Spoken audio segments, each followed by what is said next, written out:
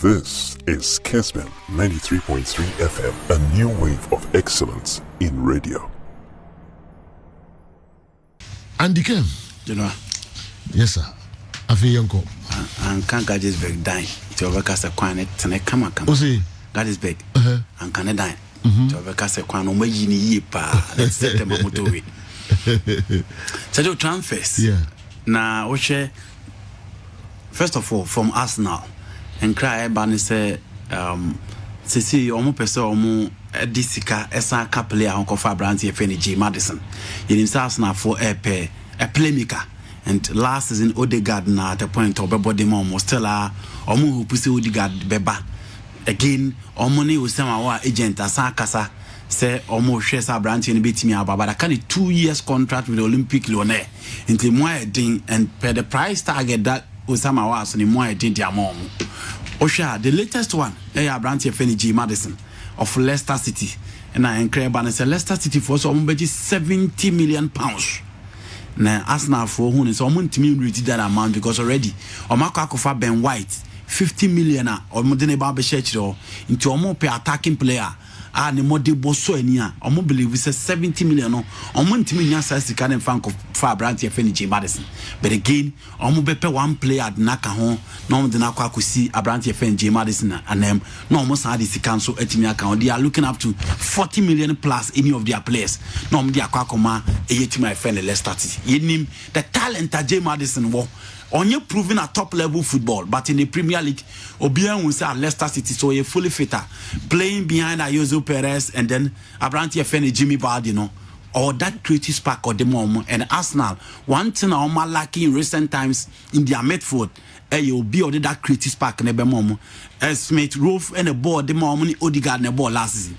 But if you want to compete for a top 4 or a top 6 or Europa spotter, I feel say Unya J Madison, Eka, Mohamed El Neni, Granit Xhaka, and then Abranti FN Thomas Tepatehua. I think it would be cool for it my friend Arsenal. Liverpool Renato Sanchez.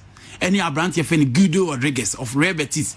So Mubeti Ababeshe, Guinea Banadio Moaka Kopim, Paris Saint-Germain still almost pay replacement for that particular player and almost say Renato Sanchez for 11 years no boy team friendly Lille atimi amomaje the French League and obi on the performance in the European competition abra obi pm edema the Seleção of Portugal or one player said you Odimbo Nankasa Boye and over the rise in the 2016 Euro tournament course or called Bayern Munich near man farmer no also Coco PMO of France no she so bet me I think he'll be a good buy and he'll pay a transitor or be a fighter in midfield not now replace Abranti FN Guinea Vanadoma.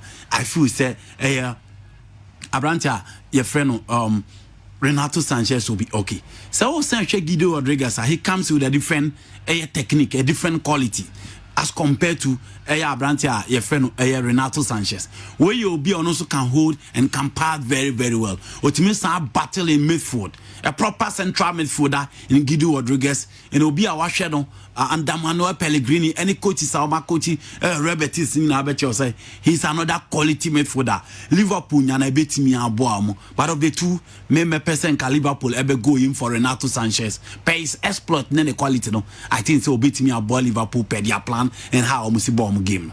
Now to Romelu Lukaku. Papa FN Giuseppe Beppe Morata, or no the sporting director for Team FN Inter Milan. I said a bonus so say Romelu Lukaku eba BP more Chelsea. Simeone Inzaghi and so a coach for Inter Milan. Said you on also send a bonus so say Romelu Lukaku a free ho aquaco pim e wutima ye friend a Chelsea. Now said you here a Inter Milan omo plan na enra omo kobo team FN Atlanta Pnum. So omo pa Abranti FN Duvan Zapata. So omo sure omo team no omo board na with their 3-back system. Obi obetimi abu omo to maintain the shape. No, but this system not so well because from the technical side, coach IFN Antonio Conte na and the Inter for the they will need a coach that will keep the plan, that will keep the shape. In the Italian football now, coach all his days at Lazio, one maintaining the 3-back system now. A coach FN Simeone Inzaghi. Only so much successful, but in recent times he himself Claudio Lotito Pompi so much and Francia Lazio than the days of Pavel Nedved the days of Marcelo Salas, the days of Christian Bobo Vieri, and the days of Alessandro Nesta and Joan Sebastian Veron. Lazio enti Serbio into Claudio Lotutum Fesikan Shimmy baby. And again, Yenimsan and someone maintaining certain players. Nancy yet said Joaquin Korea aircraft vaccine, a basin and Teshi, yet is Sergi Milinkovic Savage, dear Messier. And again, Otimi Jan coach Mawakakofa, a coach, a friend Mauricio Sari. It is Simeone Inzaghi, per the plan and per the system, and Untina Inter Milan Kofano. Now, Romelu Lukaku na the main man, and coach Nibili we says I do. Say Ubusa say I didn't know Mama Ashraf Hakimi echo na Lukaku di almost all monpre. In Ashraf Hakimi, they feel said they have an experienced player in the shape of Matthew Damian. No, see I can in the Italian Serie A and about Manchester United and also about Inter Milan. Until the defensive system and the plan of the Inter Milan team and he understands how the Italian football is city into a maintain for that particular sport. Until Ashraf Hakimi echo says he can almost maintain their both team in Hobra. Now, as a young Gonso call, Omaka top player now, Omo believe some more branch your friend Francisco De Baku. Until on that particular side, on only one player on the left side, Obetimin Swabom, and they have Alexander Kolarov. Until if they decide to go in for a wing back, they have players available within the ranks. Omobetimi Yusom. Again, Ediantina Lukaku, the almost so Omon. For 11 years, Inter Milan won the title. Obetimi give you credit to coach your friend Antonio Conte. But one player was standing so tall, was showing the class, was showing the quality, why you consistent for Inter Milan, and why you all over the place. I have brand your friend Romelu Lukaku. Within their ranks, they don't have any replacement. Obebeka Lautaro Martinez. Lautaro Martinez and Sunimbo, and the only leading lines in Argentina for the Copa America. But how consistent now are you for Inter Milan? Why is so much reliable for Inter Milan now? The injury situation at say in the absence of Romelu Lukaku. Lukaku is the main man, the big boy, the poster boy of the Inter Milan team. And said, you say, oh, qua, it will move some of the go come some more Pabrantia, your friend Gianluca Samaka of Sassuolo. Almost say, almost Pabrantia, your friend Dusan Vlahovic of Team IFN Fiorentina. I'm a Fiorentina rejected bed, you know. Almost I can't go to me a friend Roma Plum, some more Pabrantia, your friend Edin Dzeko. Roma force or mum fiomo and Medica Casa Omone, a branch of Duvan Zapata, so a casa from Atlanta. Atlanta be Jane Moana, and also near Adia Yeshese, a bit me for Gian Piero Gasperini, and then a mountain. But things have been so difficult for Inter Milan. In Tisado, Lukaku is one player, almost in replacement through their ranks, and Cristiano Ronaldo, Ebeji the Caponeri. Now yet the best player, Bema Lukaku in the Italian Serie A. Baby Lukaku drew at this particular level. Check his performance for the Red Devils of Belgium in the European Championship. Watchesa, he's a top class player now, and Team B will be filming you fill the hole within the rank. Do before team no and check the form of Cristiano Ronaldo and Federico Chiesa at the Euros almost had the room in the Italian Serie A. After Omadia tosses several years at this time, team Yandi. Omaka from Mazimilelo Allegri Denaba. I almost expect to say on only one coach. Per coach is Omaka Ninano. Only that trusted coach apart from Jose Mourinho in the Serie A will be me and trust. And to Juve gradually per their recruitment and players in the level, no, they are gradually coming back. And Inter Milan believe with us, things will be so tough for them. So I'm betting me a compete in the Italian Serie A and even in the Champions League. One coach Conte Hakimi ko. Yes. Lukaku ko. Yes. Defending champions. Yes. Into a team no bubuna pre. Conte buy and within a short spell in 2 years. Waje. Ashraf Hakimi arguably almost best defender this particular season because Stefan De Vrij and Milan Skriniar are in previous season now. Ashraf Hakimi within a short spell from Real Madrid to Borussia Dortmund by Inter Milan is gone. Romelu Lukaku Nsoko and said you team nina so sha baby o matimi maintain stance here their midfield o makipo abrante for Nicola Barella and I think say a bad thing for Inter Milan to compete with Romelu Lukaku. For Chelsea, maybe the match him has several times says a Joe Muhiano, and I think he will be a good buy. Aston Villa for one the letter Koma, Jack Grealish. Now mo can say me just say Pep Guardiola. Okay. Aston Villa supporters no. So you Aston Villa supporters no. The letter Koma Jack Grealish say, omo believe we say 11 years e wo Villa no otena e beboa.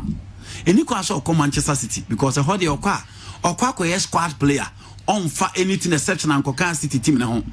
And again, I won't believe we say Ewo Villa Park no omo worship no. He's a player that is adored by the fans and everybody within the ranks. Inti ade nti na ontena. And no na supporters ne bi nso tey say Abrante ne kwa medicals no omo nso odidi mpoa say Jack Grealish kwa join a team omo form no just 10 years ago. That is Manchester City. Now omo Aston Villa for no omo say omo a big club than Manchester City. Inti ade nti na Jack Grealish free a bigger club akwa join a smaller club. Yeah. So the supporters in NTS say in the way back in 1981, 1982, Aston Villa koshe Bayern Munich Rotterdam edge Champions League. From that time, be seen enye PBO. Things have changed, and Aston Villa is a middle table club now in the Premier League. The days where Nottingham Forest edge Champions League sign a defender no, sad days things have changed. Sika as a son now in the Premier League. Into Aston Villa until so benya the financial clout to keep certain quality with him.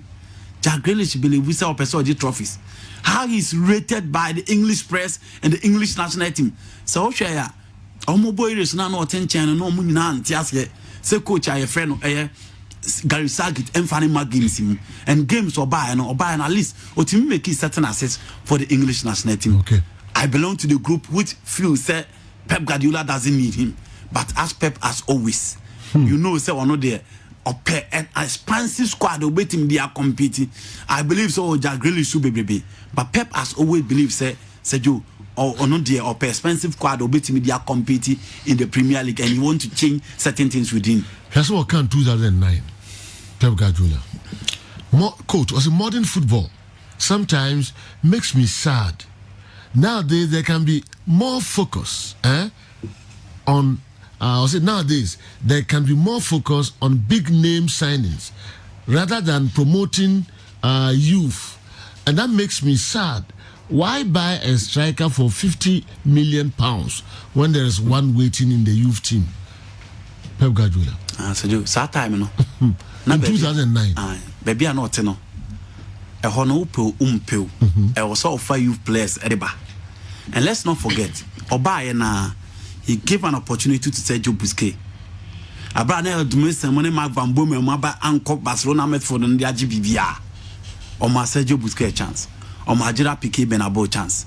Or ma Sergio Roberto chance. And Lionel Messi or Bodeni team around Lionel Messi. All these are La Masia graduates. But one chef in the bigger picture say, "Oh, free Barcelona or Beko baby or Beko, you need money to compete." In as much as one handy print and the fingerprint or the no. Baby or Beko be answered you apart from Barcelona and even in Barcelona. After the 2000, after the 2011 Okakoje Champions League or Wembley, he brought Zlatan Ibrahimovic, Skazen or the Cotonou. In Germany, say no spend there, and in the Premier League, if you want to win, Sergio, you need money. In Pep 2009, now baby and no, there wasn't so much pressure on him. Barcelona were a team no more in a transitional period. My body team from 2002, 2003, Babisi 2007, 2008. I'm a team that's Bafem. You need certain time to rebuild, and at that time, let's see you up because at that time I want Laporte beko. I'm Sandro Rosell ba. So obviously you need to give certain opportunity to players within the ranks. It said you any man these young players no chance or ma Javi aba with Ronaldinho, but make sure that the Catalan boys no be more with the opportunity to flourish and hold to his words. Those guys flourish, but in the English Premier League said you cannot win without buying players that are born then. Jurgen Klopp koto Alisson Becker or koto Virgil van Dijk or koto Fabinho and San Utimi just this particular EPL for the first time in 30 years. Let's go back and look at the days of Jose Mourinho at Chelsea. Brought Didier Drogba, Julian Carvalho, or the Abrante your friend Paulo Ferreira, he brought in Michael Essien. And San Utimi the Premier League, you know. And then Pep Guardiola in 2009, you are talking of 12 years down the line. And in the Premier League, without a huge financial push, there's no way any coach will survive in the Premier League. In the Pep, you can only say he's hypocrite, but the fact of the matter, and in the Premier League and the Spanish La Liga, no, says you are free. Real Madrid and top players, Masan top players, apart from all these free transfers. But it's likely to be ATM and yeah. Real Madrid and Barcelona, but in the Premier League, you see Lukaku, I could do saying on 128 million euros.